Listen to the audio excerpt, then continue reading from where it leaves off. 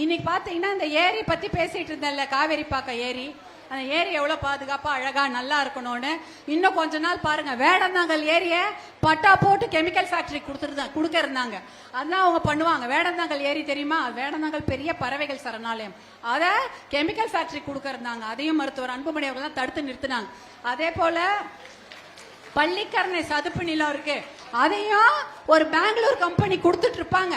அவ்வளோ பெரிய சண்டையை போட்டு அறிக்கைகளை போட்டு கேஸ போட்டு அதை இன்னைக்கு தடுத்து நிறுத்தி இருக்குது. இல்லைன்னா எல்லா ஏரியும் பிளாட் போட்டு விற்கிறதே வேலை, காசு ஒன்றை தவிர வேற எதுவுமே அவங்க பண்றது இல்லை.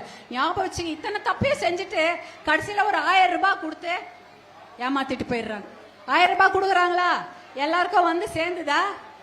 வரல, பாதி பேருக்கு வந்திருக்காது. அது யாருக்கு வந்ததுன்னு தெரியல. ஒரு 1000 பேருக்கு 1000 ரூபாய் வந்திருக்கும். எல்லா தப்பையும் செய்து விட்டு அந்த 1000 ரூபாய் கொண்டு போய் போட்டா அவங்களுக்கு அந்த ஓட்டை நம்ம போட்டுடலாமா? இன்னைக்கு உறுதி எடுத்துக்கோங்க. என் வாக்கு என்பது ஓட்டு வந்து விற்பனைக்கல்ல. சொல்லுங்க, ஓட்டு விற்பனைக்கல்ல. என்னுடைய ஓட்டு விற்பனைக்கல்ல. என்னுடைய ஓட்டு விற்பனைக்கல்ல. சத்தமா சொல்லுங்க, என்னுடைய ஓட்டு விற்பனைக்கல்ல. அது ஞாபகம் வச்சுக்கோங்க. ஏன்னா இவ்வளோ தப்பையும் செஞ்சுட்டு கடைசியில் ஒரு 1000 ரூபாய் கொடுத்து, இல்லை அன்னைக்கு கடைசி நாள் 500 ரூபாய் கொடுத்து ஓட்டை வாங்கிட்டு போய் இன்னொரு 5 வருஷம் நம்ம குடும்பத்தையும் குழந்தைங்களுடைய எதிர்காலத்தையும் பாழாக்குறதா அவங்க வேலை. அதனால ஜாக்கிரதையா இருங்க. அது ஒரு விஷயம். அப்புறம் பெண்கள் பாதுகாப்பு பத்தி பேசணும்னு நினைச்சேன். பெண்கள் பாதுகாப்பா இருக்கிறோமா? எத்தனை பேருக்கு பெண் குழந்தைகள்? எனக்கும். நான் தான் முதல்ல கைத்துக்கிறேன். எனக்கும் பெண் குழந்தைகள். மேடையில் இருக்கவங்க தூக்குங்கம்மா. உங்களுக்கு 2மே ஆண் குழந்தைகளா? பெண் குழந்தைகள்.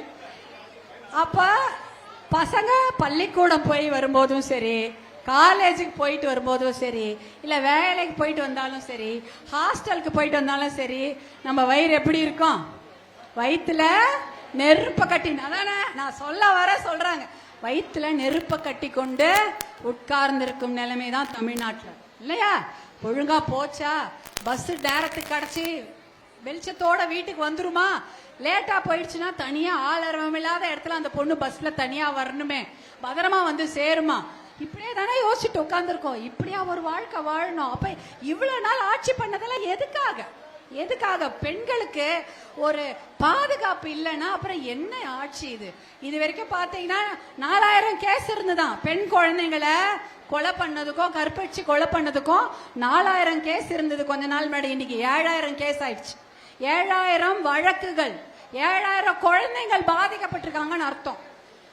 போன மாசத்துல 3 பெண்களை கொலை பண்ணியே போட்டாங்க. ஒரே மாசம் 3 பெண்கள். எதுக்காக? காதலிக்க மறுத்ததால். அவன் ஆசைப்பட்டிருக்கான், அந்த பொண்ணு வேணான்னு இருக்கு, அதுக்காக பெண்களை கொலை பண்ணிருக்காங்க. இதுவா ஒரு வாழ்க்கை? அப்ப பாதுகாப்புக்கு போலீஸ் எங்க? இவ்வளவு போலீஸ் இருக்காங்க, ஆனா பாவம் உங்களுக்கு வேலை பலு அதிகம். நீங்க எத்தனை போலீஸ் ஸ்டேஷன் திறந்தாலும் ஒன்னும் ஆக போறது இல்லை. ஏன்னா அவங்களுக்கு ரோந்து பண்ணி அந்த பண்ணி இந்த பண்ணின்னு கொடுத்துடுறீங்க.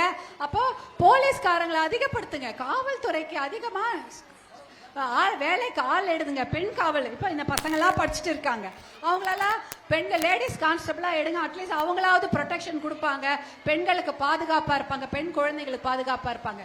பெண்கள் அதை காவல்துறைய அதை வந்து நல்லா உறுதிப்படுத்துங்க. அப்பதானே பார்த்துக்க முடியும். நீதித்துறை, கோர்ட்டு.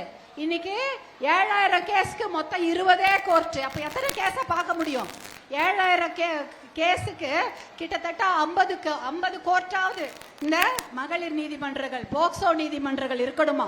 ஆனா 20 நீதிமன்றங்கள் தான் இருக்கு. அப்ப எப்படி கேஸ தப்பு பண்ணவனுக்கு தண்டனை கிடைக்கணுமா வேணாமா? நல்ல கடுமையான தண்டனை கிடைக்கணுமா இல்லையா? நம்ம குழந்தைங்க மேல கைய வச்சால் சும்மா விடலாமா? அவன் கைய உடைக்க வேணாமா? அவனுக்கு வந்து அவ விட்டுறாங்க. அப்புறம் என்ன ஆகுது? 1 வருஷம், 2 வருஷம், 3 வருஷம், 4 வருஷம் அவன் கிழவனார வரைக்கும் கேஸ் நடத்துவாங்க போல இருக்கு. கேஸ் பார்க்கறதுக்கு நீதிமன்றங்களே கிடையாது. நீதிமன்றங்களை அதிகப்படுத்துங்கள். கண்டிப்பாக நீதிபதிகள், நீதியரசர்கள் அம்மாலாம் என்னமா ஜட்ஜ்மெண்ட் கொடுக்கறாங்க, அவங்க காலில் தான் விழுந்து கும்பிடணும். அவ்வளோ நல்ல தீர்ப்புகள் கொடுக்கறாங்க தவறு செய்தவர்களுக்கு. அவங்களுக்கு அதிகமான கோர்ட்டுகளை கொடுத்து நீதியரசர்களுக்கு வந்து அவங்களுக்கு நீங்க கொடுத்தீங்கனாலே நல்ல கடுமையான தண்டனைகளை கொடுப்பாங்க. மருத்துவத்துறை நல்ல டாக்டர்ஸ், நர்ஸ் எல்லாம் போடுங்க. மனநலம் அந்த குழந்தைங்க எவ்வளவு பாதிப்படைஞ்சிருக்கும். இந்த மாதிரி எத்தனை குழந்தைங்களை சீரழிச்சிருப்பானுங்க. அந்த குழந்தைங்களோட மனசு எவ்வளவு கஷ்டப்படும். அவங்க கிட்ட பேசணும், அவங்க கிட்ட ஆறுதலா பேசுறதுக்கு மருத்துவர்களை, மனநல மருத்துவர்களை எல்லாம் புதுசா அவங்கள அப்பாயின்ட் பண்ணுங்க. அதெல்லாம் கொடுக்கல, நாங்க கேட்கவே இல்லை. உடனே டாஸ்மாக மட்டும் ஏத்தி விட்டீங்க.